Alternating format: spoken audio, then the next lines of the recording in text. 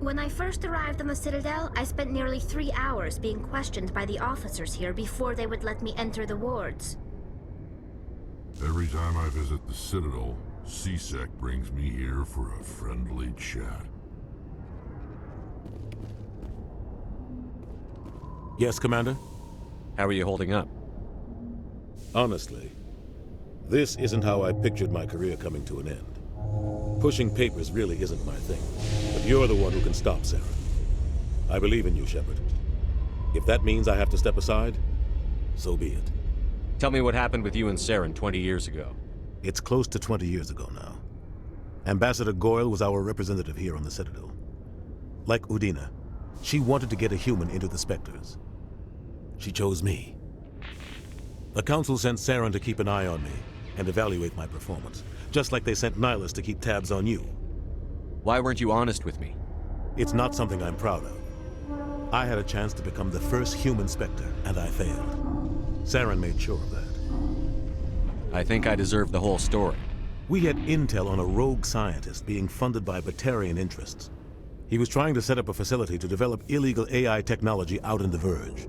Alliance intel had done all the work, but the Council wanted a Spectre involved. We compromised. I was assigned to help Saren in his investigation. We tracked the scientist to a refining facility on Kamala. He was hidden away somewhere inside, protected by an army of Batarian mercenaries. The plan was simple. Sneak into the plant, capture the scientist, sneak back out. Quick, quiet, and a minimum of bloodshed. I'm guessing things didn't go as planned. Saren and I split up to cover more ground. Then about halfway through the mission, there was a massive explosion in the refinery core. Officially, it was ruled an accident, but I think Saren detonated it on purpose to draw off the enemy guards.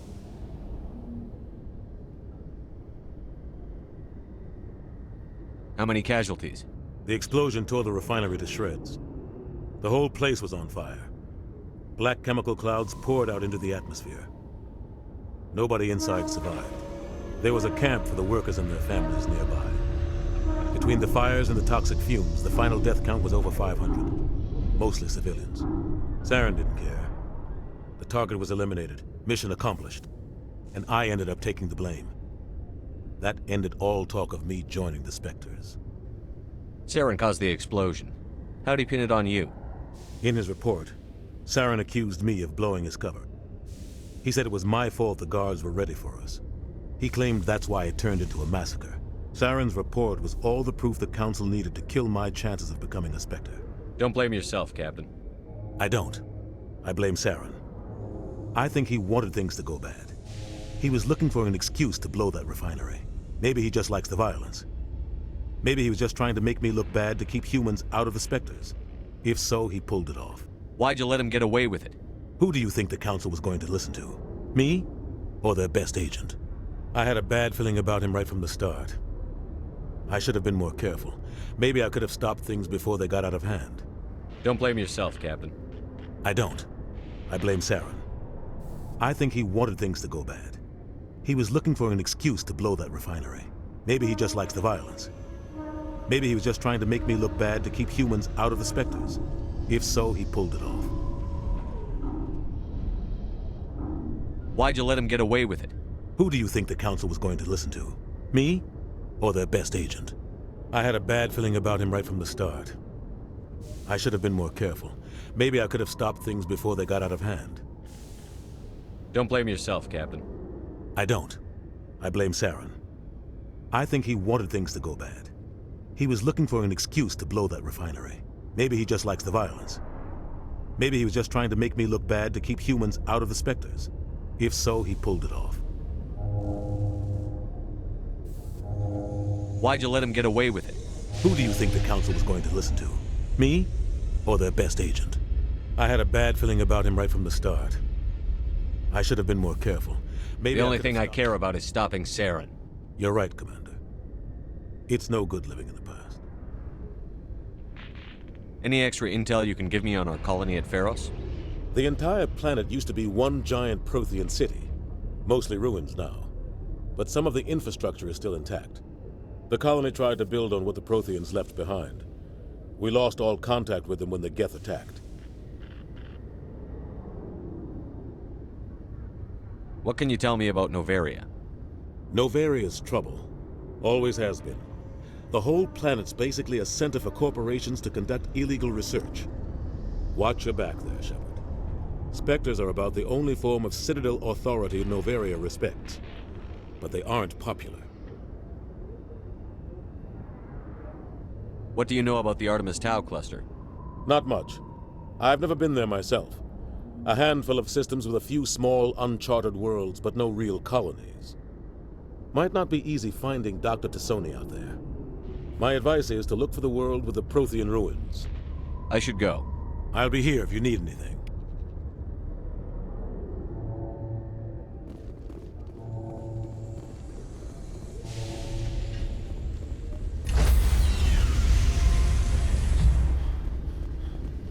Stand by, shore party.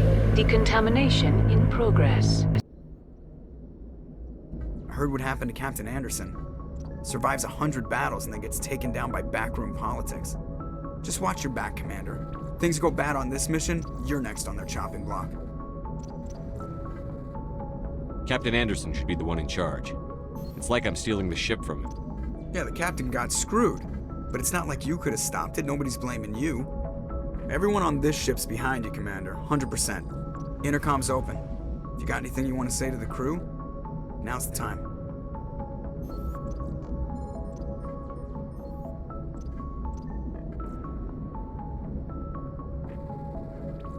This is Commander Shepard speaking. We have our orders. Find Saren before he finds the conduit. I won't lie to you, crew. This mission isn't going to be easy. For too long, our species has stood apart from the others. Now it's time for us to step up and do our part for the rest of the galaxy. Time to show them what humans are made of. Our enemy knows we're coming. When we go into the Traverse, Saren's followers will be waiting for us. But we'll be ready for them, too. Humanity needs to do this. Not just for our own sake, but for the sake of every other species in Citadel space. Saren must be stopped. And I promise you all, we will stop him. Well said, Commander. Captain will be proud. The captain gave up everything so I could have this chance. We can't fail. Yes, sir.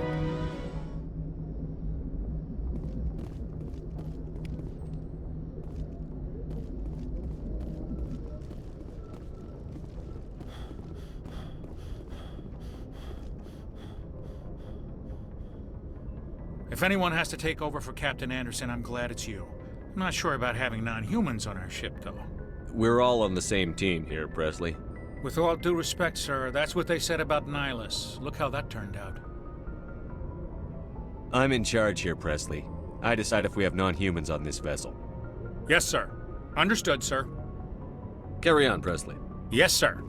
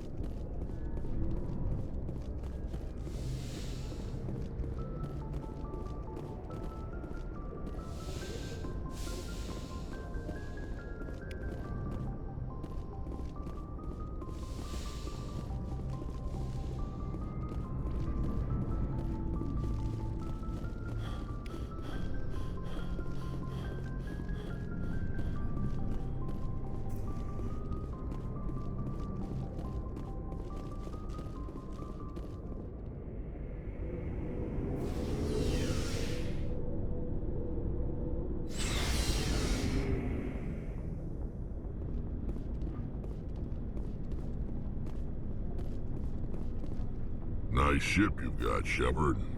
What can I do for you? What's your story, Rex? There's no story. Go ask the Quarian if you want stories.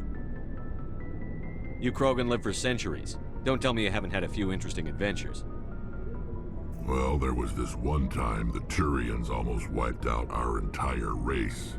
That was fun. I heard about that. You know, they almost did the same to us. It's not the same. It seems pretty much the same to me. So your people were infected with a genetic mutation? An infection that makes only a few in 1,000 children survive birth? And I suppose it's destroying your entire species? I suppose it isn't all the same. I don't expect you to understand, but don't compare humanity's fate with the Krogan. I was just making conversation. I wasn't trying to upset you. Your ignorance doesn't upset me, Shepard. As for the Krogan, I gave up on them long ago. The genophage infected us, but it's not what's killing us. So long, Rex. Shepard.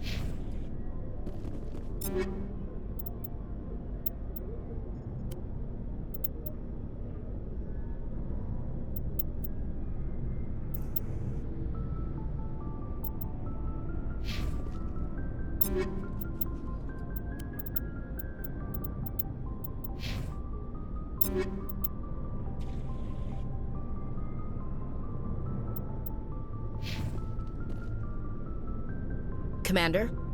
Do you have a few minutes to talk one-on-one? I'm sorry, Commander. I need to get my duties squared away. I wouldn't mind talking more later, though. What's your opinion on the last mission? Kinda wish you'd got there sooner, Commander. No offense, I appreciate the rescue. I just wish...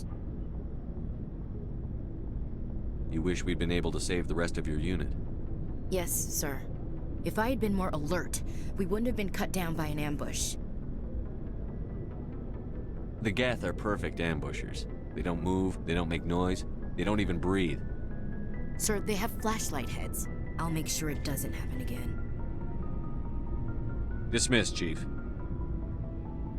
Sir.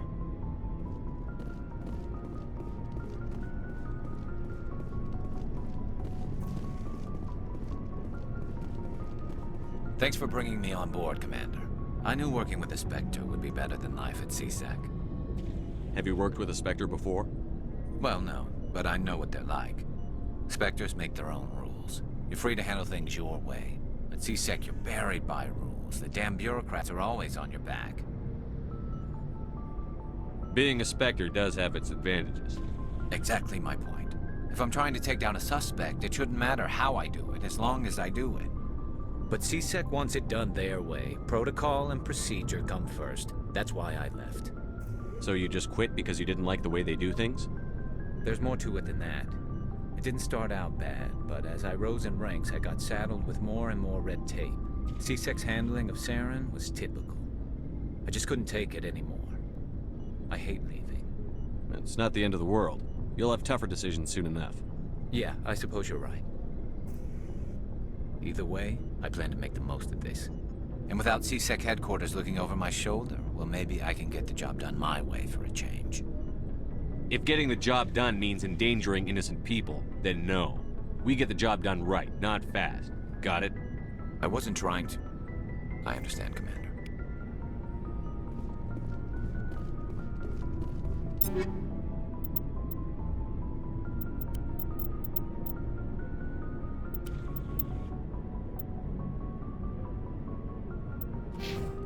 Looking for supplies?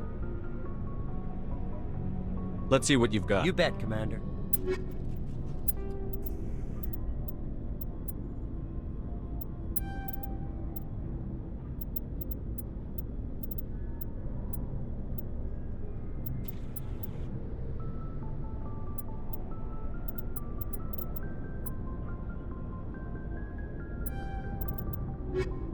Your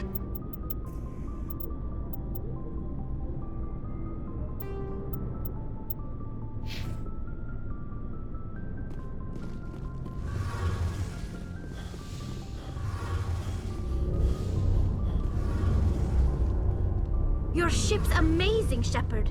I've never seen a drive core like this before. I can't believe you were able to fit it into a ship this small. I'm starting to understand why you humans have been so successful. I had no idea Alliance vessels were so advanced. The Normandy's a prototype. Cutting-edge technology.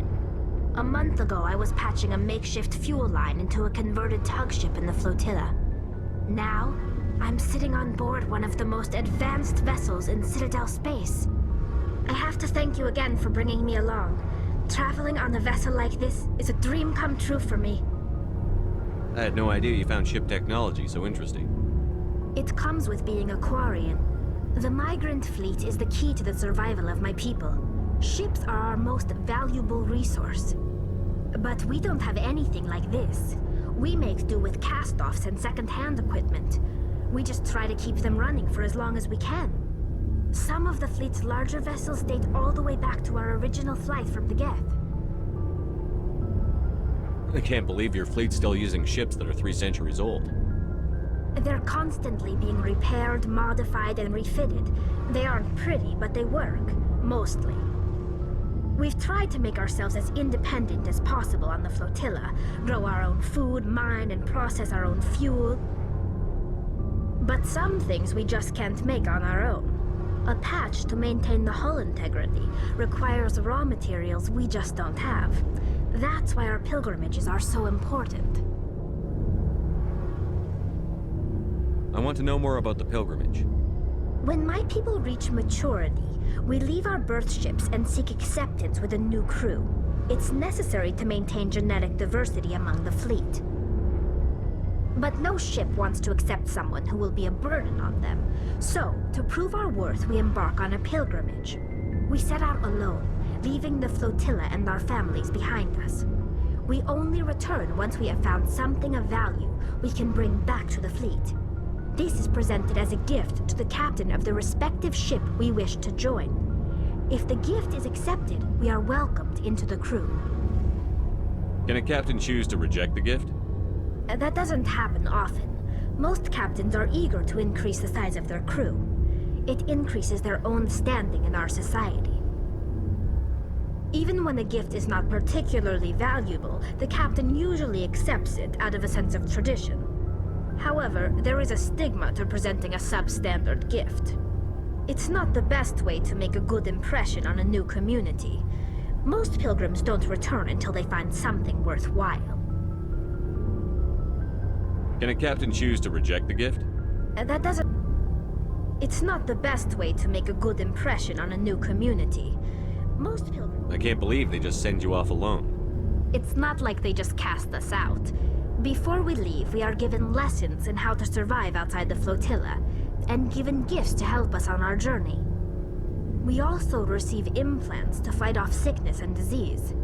Generations of living in an isolated and highly controlled environment have left our immune systems weaker than most. By the time we leave the fleet, we are well equipped for the pilgrimage. This is a rite of passage for all Quarians. If it were dangerous, our numbers would suffer. Virtually every pilgrimage ends with a triumphant return and the ritual presentation of the gift to one of the fleet's captains.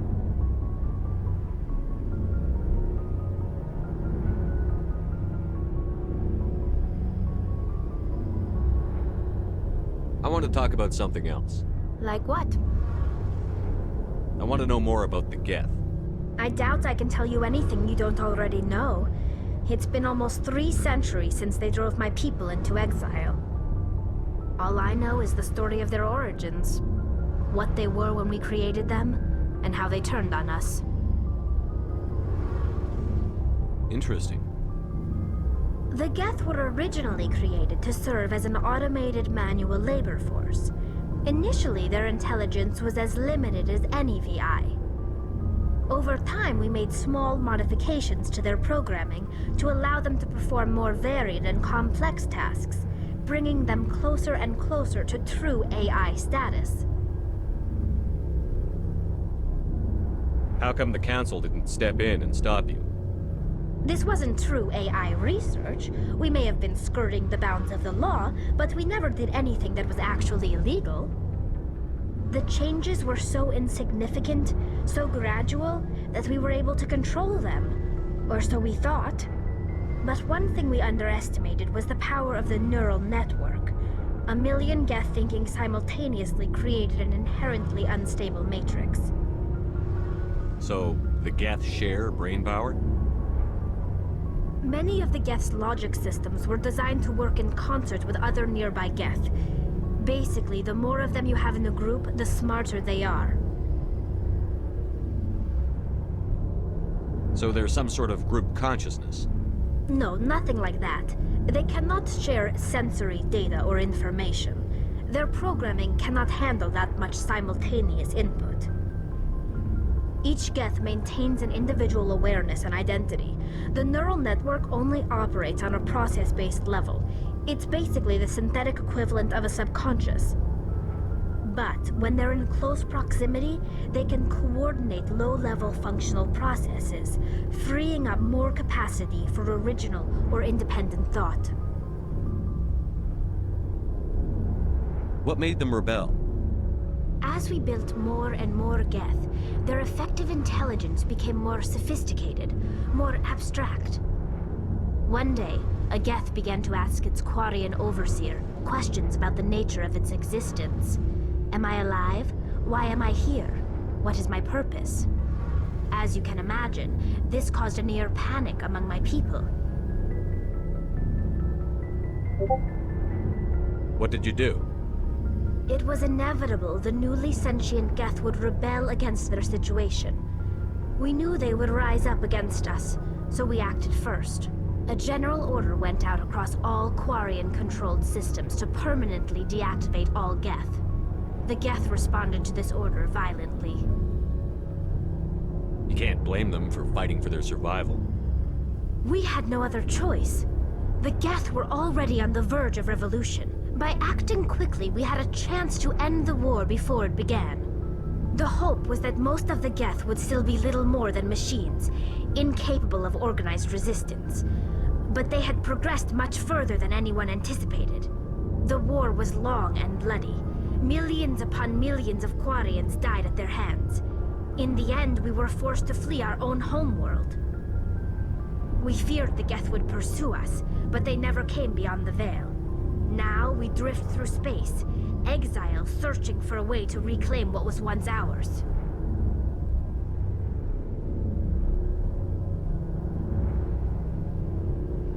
Tell me about your people. Our lives aren't easy. Resources are scarce, and we are constantly on the move. Everything we do must in some way contribute to the continuation of the migrant fleet. There are 17 million Quarians in the flotilla, and each of us relies on the others for survival. The bonds among my people are strong. Unfortunately, we have had to surrender many of the freedoms and civil liberties other species take for granted. What kind of freedoms? Well, it's illegal for parents to have more than one child. If our population grows too much, it would strain our resources to their breaking point. Of course, we also can't allow our numbers to become too few. If our population is in decline, the rule against single births is temporarily repealed. In extreme cases of population decline, incentives are even offered to encourage multiple births, though the Conclave hasn't had to take such measures in nearly a century. That's your government. The Conclave is our civilian branch of government. Each ship can elect a representative to serve on the Conclave and make decisions that affect the fleet as a whole. On matters that affect an individual ship, however, the captain has the final say. It's a tradition that dates back to the early days, when the fleet was governed by martial law. Fortunately, most captains nowadays are smart enough to have an elected council from their crew to give them advice and guidance. So the ultimate power rests with elected officials.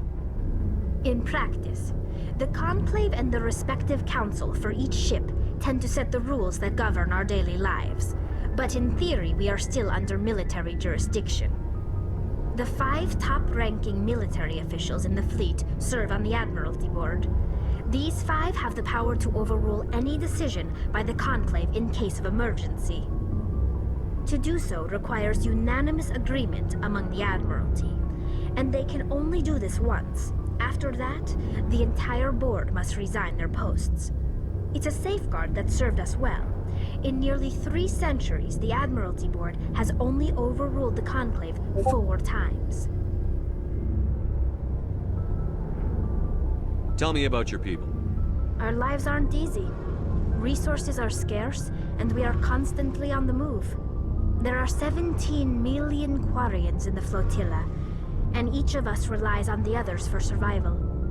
The bonds among my people are strong. Unfortunately, we have had to surrender many of the freedoms and civil liberties other species take for granted. Like what? I should go. See you later. Hey, Commander, you know that Quarian, Tali? She's been spending all her time down here asking me about our engines. I'll tell her to leave you alone. What? No, she's amazing. I wish my guys were half as smart as she is. Give her a month on board and she'll know more about our engines than I do. She's got a real knack for technology, that one. I can see why you wanted her to come along. I figured she'd be a real asset to the team. You got an eye for talent, Commander, but I'm guessing that's not why you came down here. Carry on, Adams. Aye, aye, Commander.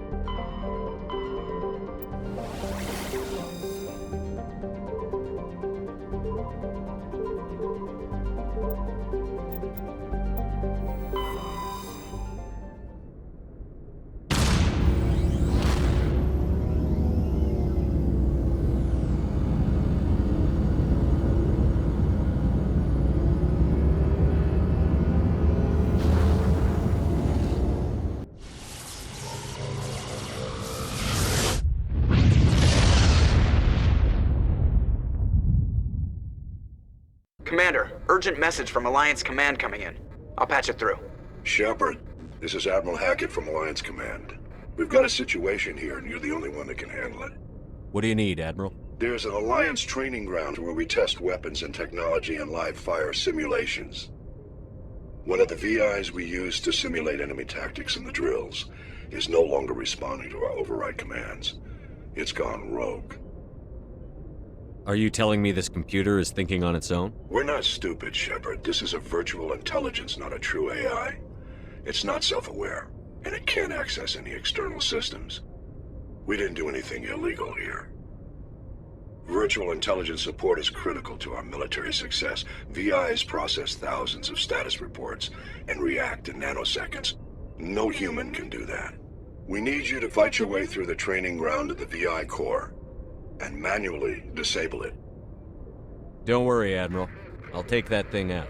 I know Spectres answered the Council, but you're still human. You're still part of the Alliance military, and right now we need you. The VI controls all the facility's weapons, drones, and automated defenses. You're the only one that can pull this off, Shepard. Good luck.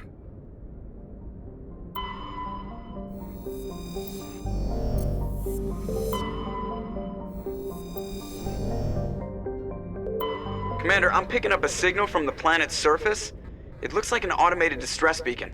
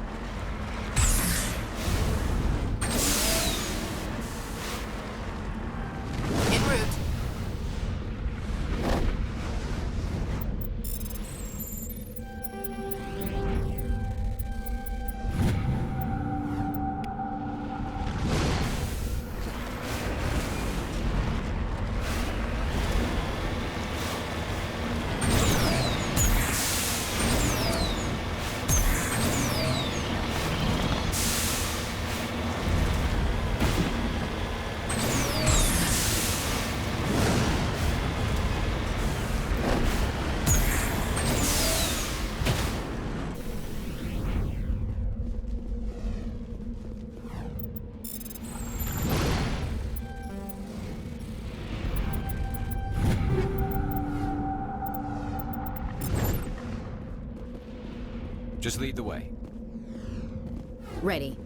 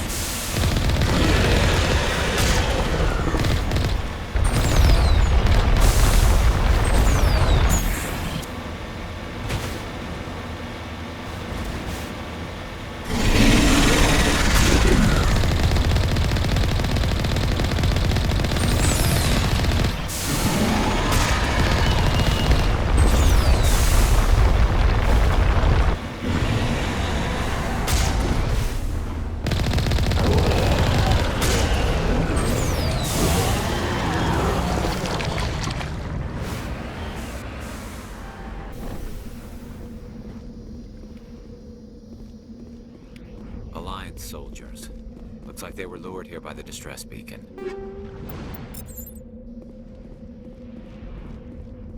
These are Admiral Kahoku's men. We need to tell him what happened here.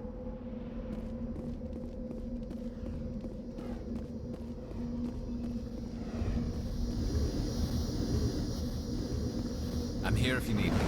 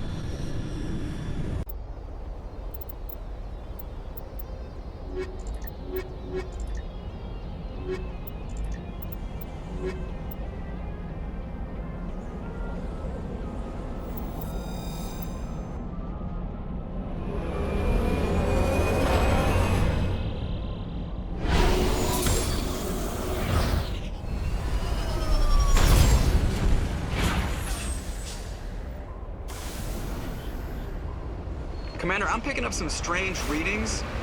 Really strange, like off the damn charts. It looks like it's coming from an underground complex a few clicks away from the drop zone.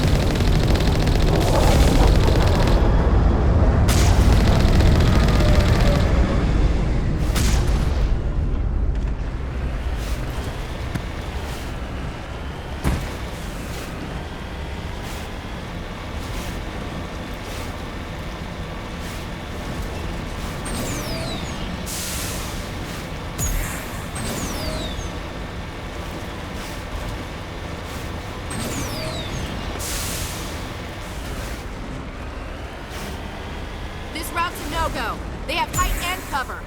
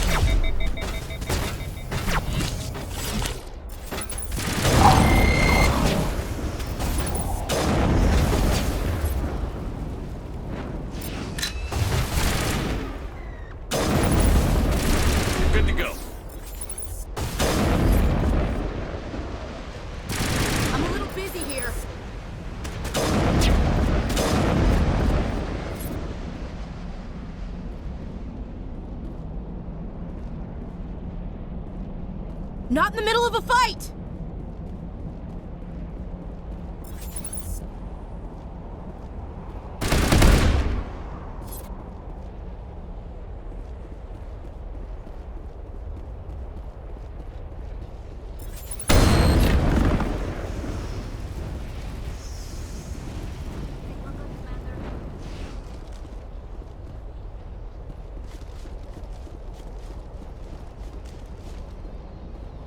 My people have searched many generations for a world to call home. If we landed here, we'll just keep searching.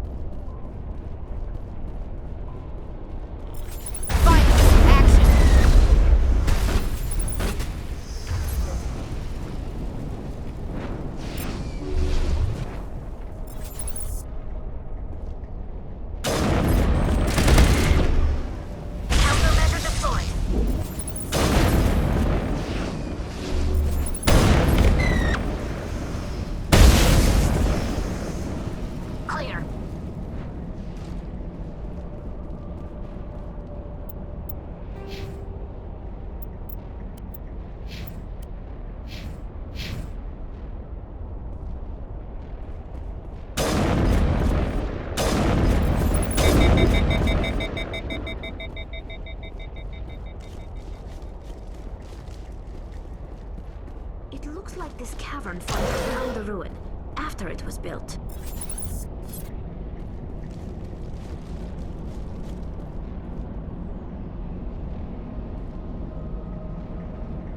You lead, I'll follow.